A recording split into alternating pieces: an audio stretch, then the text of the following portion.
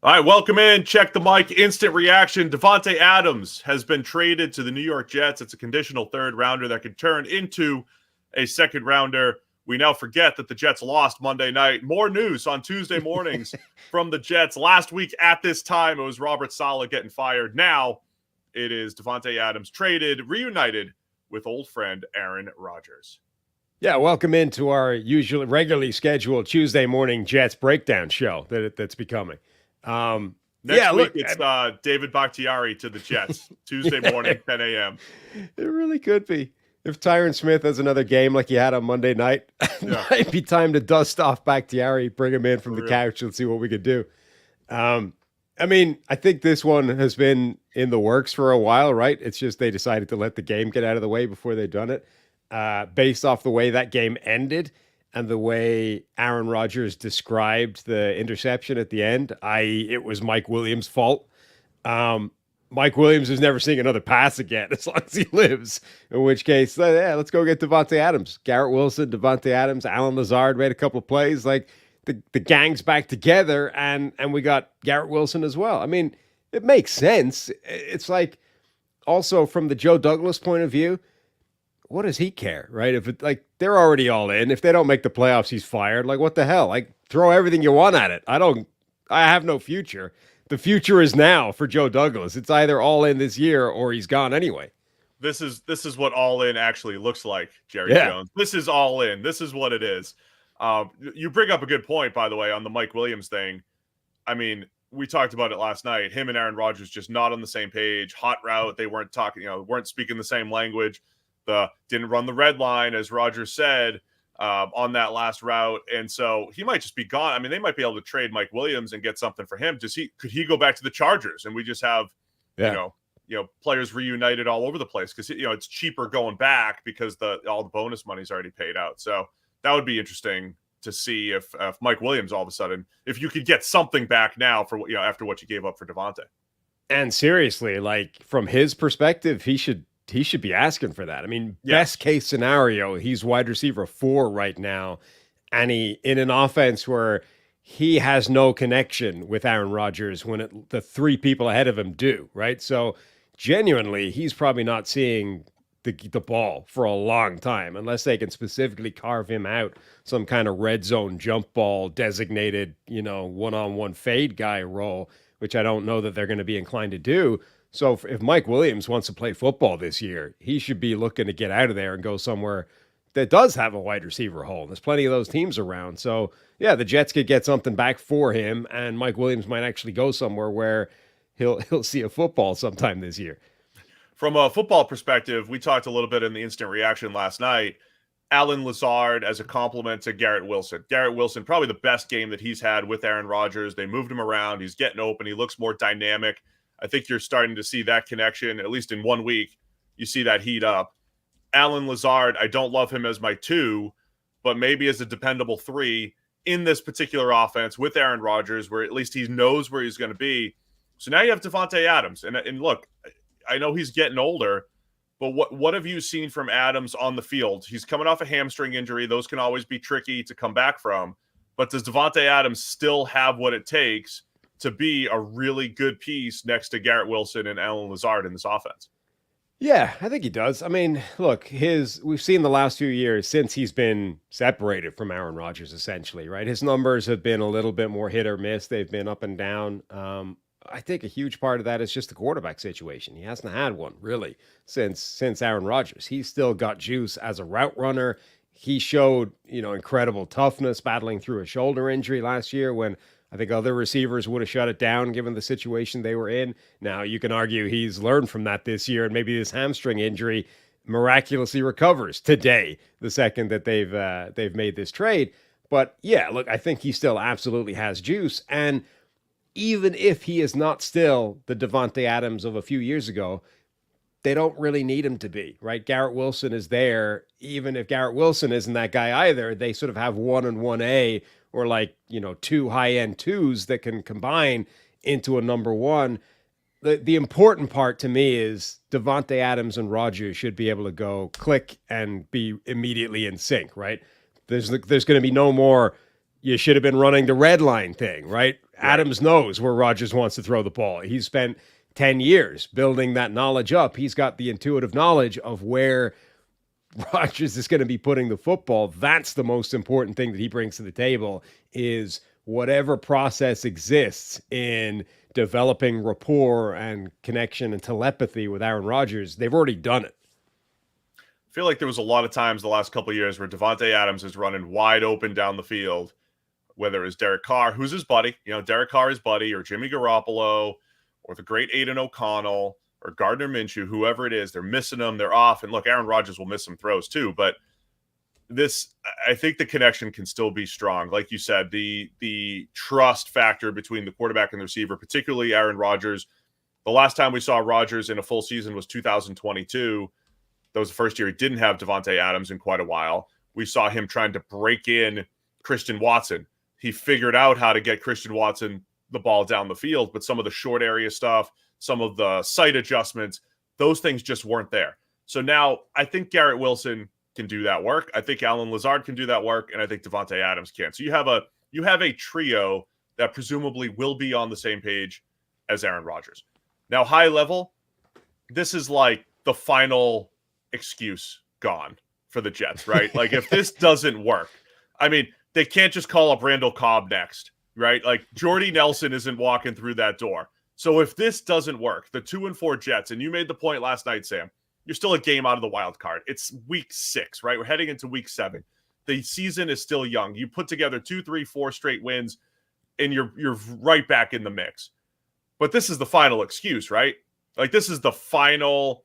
If this doesn't work, this whole thing's getting blown up. The Aaron Rodgers experiment, Joe Douglas, new head coach next year. Like the whole thing comes down to, all right, GM Aaron Rodgers, you have all the players that you wanted pretty much, minus Randall Cobb. Go out and make it happen now. Yeah, I mean, it is, but like, I don't expect miracle cures with it. Like, number one, I don't think the Jets are a million miles away. But number two, like, I don't expect Rodgers to come or Adams to come in and like immediately we're looking at the best offense in the NFL. It's just they need definitely some more help at wide receiver. Davante Adams should be that. It's a move that makes sense. And as I said, from the Jets' point of view, from specifically Joe Douglas' point of view, he's got nothing to lose. He might as well roll the dice. JJ there was asking, are the Jets paying the entire salary? According to Tom Palazzolo, yeah, they're picking up the rest of Davante Adams' salary to make this happen. So almost $1 million a week, basically. Yeah, basically. We're talking, 7. Third round pick left. That can become a second rounder depending on playing individual performance from Adams, which I haven't seen specified anywhere. And they're picking up the rest of his salary to make this happen. So yeah, I mean, I'm here for it. It's fun. You and I are both in agreement, right? We're that shield cap like Rob Lowe, and we're just rooting for fun here. We're just rooting for fun. We haven't discussed from a Raiders perspective because this was kind of expected for a while. When you go back and look at how Davante Adams, by the way, when we don't go live on instant reactions all that much, the one that sticks out was when Davante Adams was first traded. We went live and a lot of people watched that because when he first got traded to the Raiders, that was a huge surprise. Remember, that was right when Josh McDaniels got there, whole new regime.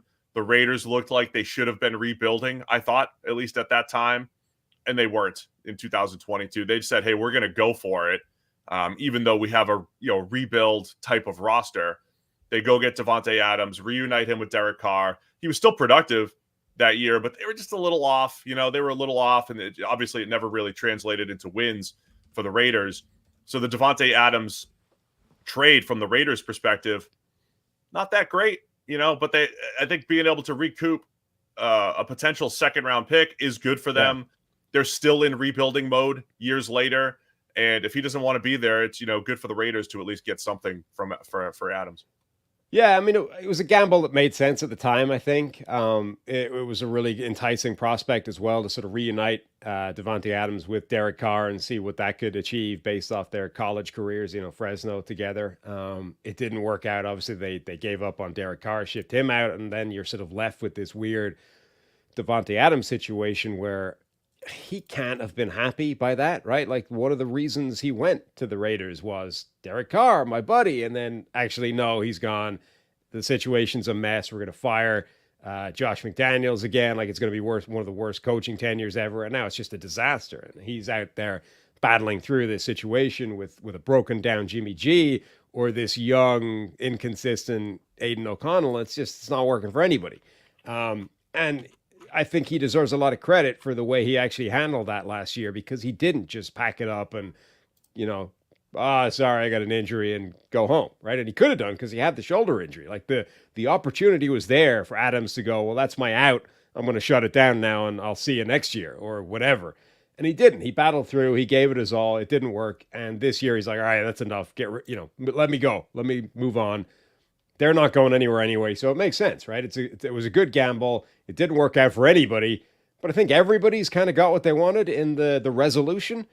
Adams gets to reunite with Aaron Rodgers. You saw that receiver documentary, the Netflix thing. He's practically pining for Aaron Rodgers to his face during a pregame or whatever last year. Now he gets to go back to Aaron Rodgers. He gets to be happy again. Rodgers gets his guy. And the Raiders get to recoup a third and possibly a second for a receiver that wanted out anyway. It makes sense for everybody.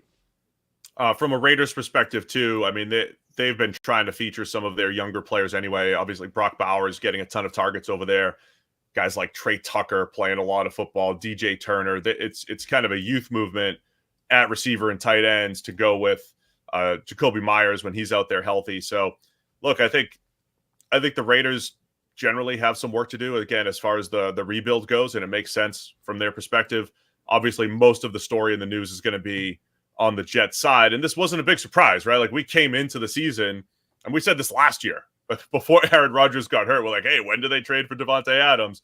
Here we are, heading into week 7, and the Jets have already done it, trading for Davante Adams. Last thing I just want to ask, do you think this is the final move for Joe Douglas? If it doesn't work out, if it works, right, you make a playoff run and everything, and maybe say they lose in the first or second round of the playoffs, then we get into the offseason and it's like, all right, do we get the band back together, right? Because this is the same Packers core, Rodgers, Adams, Lazard, the same core that was like number 1 seed, and they didn't win a Super Bowl together. They went to some NFC championships, but if they lose in the first or second round, where do you go from here? I'm fast forwarding here, but it's kind of like they either make the run and it worked out, or they fall short, or they fall really short, and it's like we're either blowing up the Jets or we're trying to figure out if it's Rodgers and Adams, part 2 next year. Yeah, I mean, obviously, if they fall short of the playoffs, like everyone's getting fired, right? I mean, we saw that based off the Robert Saleh decision. Like, we're going to get rid of Robert Saleh. The justification that Woody put out there was like, this team is better than this. This is kind of inexcusable. And in order to get where we need to go, we're going to go in a different direction to make a change. So expectations have been set. This team needs to make the playoffs at a minimum. Now, if they make the playoffs, if they acquit themselves well and just come up short, as has happened to, Buffalo or Cincinnati or, some of these other teams that aren't Kansas City over the last couple of years. Like if they make the AFC Championship game, they lose to Kansas City and it's not a blowout. I mean, maybe you can talk yourself into let's try and get this back together. Let's do it one more time and we're close. Anything short of that, though, sort of feels like it's probably this was our swing. It didn't happen. Thanks for the effort, but everybody's gone now. Bye-bye. By the way, just to turn back the clock a little bit too, remember when Adams and Rodgers were together and Rodgers is winning MVPs and he's got Davante Adams, I thought that the Packers needed a number 2. Right. And they go and draft a Jordan Love. We kept saying, well, Brandon Ayuk would have been a good fit there. I think Ayuk just went a couple picks ahead. We kept pegging them to draft a receiver. And Alan Lazard, I believe, was the 2 at that time. And it's like, well, that's not good enough. Now it's a couple years later, but you get Davante Adams and Garrett Wilson. So but the 2 things I'm looking for here, does Rodgers truly spread the wealth? Because there was definitely games where Davante Adams would have 18 targets, 15 targets, and Rodgers is like, he's the only guy that I trust. Does it go back to that? Or is it truly, hey, this is a Garrett Wilson game. This is a Davante Adams game. The stuff we talk about with the Lions and the Niners, right? if there's one thing Kyle Shanahan does well with Brock Purdy, it's they don't have to feed Brandon Ayuk every game. They don't have to feed a George Kittle or a Debo. It changes every single week. Rodgers wasn't like that with Adams. Was that necessity because of who he had? Or can he make this work, right? Again, because we saw Matthew Stafford maybe become a better quarterback when he wasn't just relying on Calvin Johnson. We've seen Patrick Mahomes put up an MVP season when he wasn't just relying on Tyreek Hill. So I'm interested to see just how this entire dynamic works, because on paper, it makes a lot of sense. You get two dudes who are really tough to cover now with Garrett Wilson and Davante Adams. And, again, we saw last season that Adams is okay with not receiving 20 targets in a game. Like, if he's being doubled out of the game, he's cool with you going somewhere else with the football if it means they're going to win the game. Like, he, I think, is actually probably one of the most sort of amiable wide receivers in the NFL in those terms. He's not going to like bitch and piss and moan because he didn't get his 10 targets this week if that's where the game flow and the defense was sort of dictating the ball goes, as long as it works, right? It doesn't work and it's like this was just a mess and we didn't win, we didn't score any points. Sure, things are not going to go well. But like, if a team shows up one week and decides Adams is the threat, we're going to double him, we're going to give him the Jamar Chase treatment, he's getting bracket covered every single play, inside out, high low, whatever, you are not throwing the ball to Adams without throwing it into double coverage, and they go, okay, fine, we'll give Garrett Wilson 25 targets this week, and he ends up with 18 catches for 185 yards, and they win the game. I think everybody's happy with that. If it doesn't work though, and this is, they still end up like last night, right? We lose 23-20 and it did, and Adams got one target. Maybe that's when we get problems. So that's the roll of the dice they've made here, is that this is the difference between losing one of those games and winning them. All right, let me ask the chat here. Who is the next former Packer to join the Jets? Who's next? Well, while the chat throws in those answers, right? We were saying David Bakhtiari is the other last piece, the cherry on top that could be made here. Remember, you referenced it, right? The one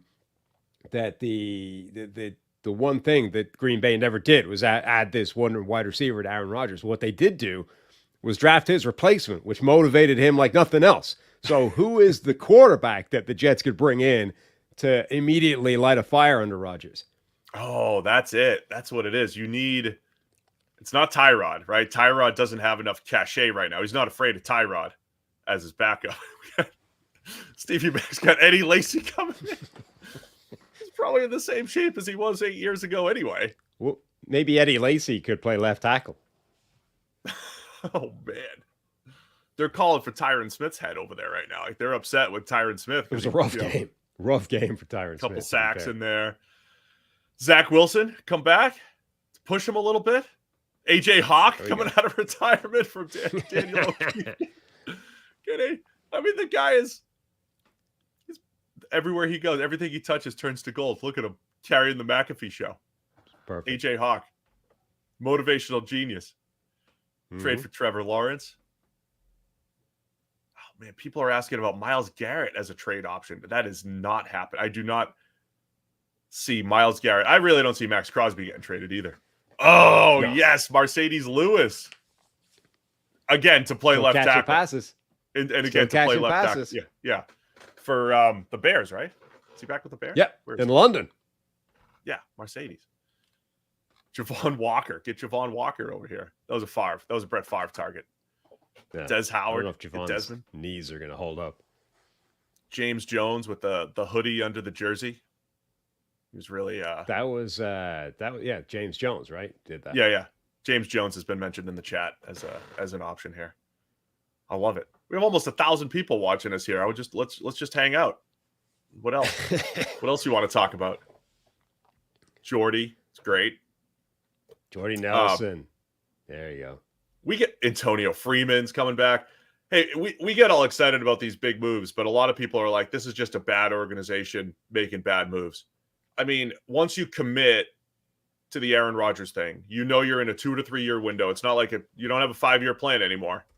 You're in a 2-year window, and so you kind of have to play it like this, because what else are they going to do? I mean, look, worst case scenario, it's a 3rd round pick and the season's worth of salary for Davante Adams. it's kind of worth it, right? Like if it doesn't work out, what's the third round pick doing you anyway, right? If it doesn't work out, the GM is fired, the head coach doesn't exist yet. Aaron Rodgers is probably retiring. Davante Adams walks out the door.